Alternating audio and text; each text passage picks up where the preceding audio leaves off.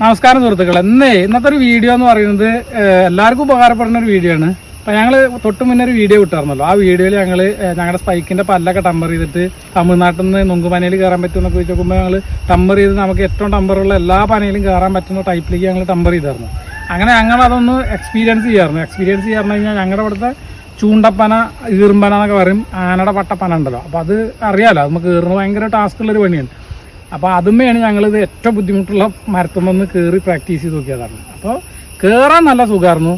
കയറി കുറച്ച് കഴിഞ്ഞേക്കുമ്പോൾ കയറിയ ആൾ നേരെ താഴത്തേക്ക് വന്നു. ഒന്ന് എക്സ്പീരിയൻസ് ഇല്ലാത്തതിൻ്റെ കുറച്ച് കുറവുണ്ട്, പക്ഷെ ഇനി എക്സ്പീരിയൻസ് ഉള്ള ആൾക്കാർക്ക് ഇത് സംഭവിക്കും. അപ്പോൾ അങ്ങനെ സംഭവിക്കാതിരിക്കാൻ വേണ്ടി നമ്മൾ മുൻകരുതലായിട്ട് എങ്ങനെയൊക്കെ നമ്മുടെ തടി നമ്മൾ നോക്കണം. അപ്പം മുൻകരുതലായിട്ട് നമ്മൾ ഇതിൻ്റെ എന്തെങ്ങനെയൊക്കെ സേഫ്റ്റി ബെൽറ്റുകൾ ഉപയോഗിക്കണം എന്നുള്ളതിനെ പറ്റിയിട്ടുള്ളൊരു ചെറിയ വീഡിയോ ആണ്. അപ്പോൾ ആൾ വീഴുന്നതിൻ്റെ വീഡിയോ നേരെ കാണാം.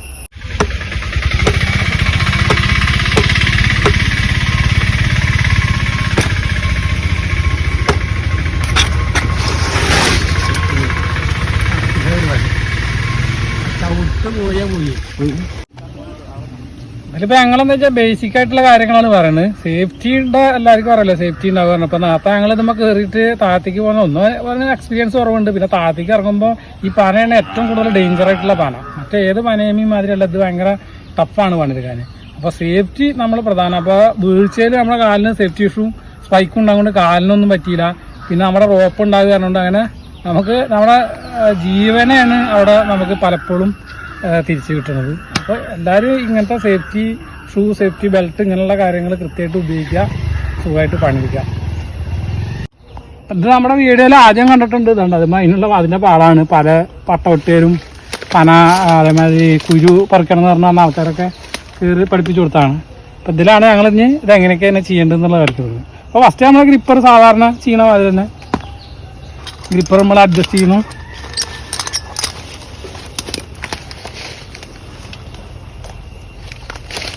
ഇതേമാതിരി കൊളുത്തി നമുക്ക് വേണ്ട മാതിരി അഡ്ജസ്റ്റ് ചെയ്ത് വയ്ക്കാം. നമുക്ക് ഇവിടെ 85 സെൻറ്റിമീറ്ററിൻ്റെ ഇതുണ്ടല്ലോ, അതിൽ നമ്മൾ ഇതേമാതിരി മറ്റേ നമ്മുടെ ഗ്രിപ്പർ റോപ്പ് കൊളുത്തിയിട്ടേ ഈ സാധനം നമ്മൾ ഒന്ന് 2 ഇതേമാതിരി ഇടുക. അതേമാതിരി നമ്മൾ ഇതും ഇതേമാതിരി 1 2 ഇത് തമ്മിൽ നേരെ അത് കുളത്ത് കണ്ടോ. അതേമാതിരി നമുക്ക് കമ്മിയാക്കണമെങ്കിലും കൂട്ടണമെങ്കിലും ഇങ്ങനെ ഇട്ടോടെ ടൈറ്റ് ആവും, ഇങ്ങനെ ഇട്ടാൽ ലൂസാവും.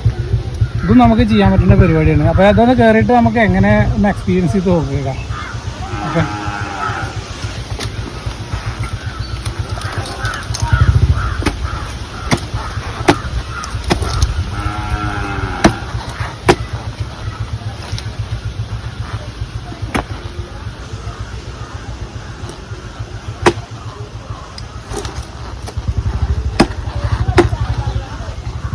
അപ്പോൾ നമ്മൾ ഇങ്ങനെയൊക്കെ കയറുമ്പോൾ എന്താണെന്ന് വെച്ചാൽ വണ്ണം ഇങ്ങനെ കുറയുമല്ലോ.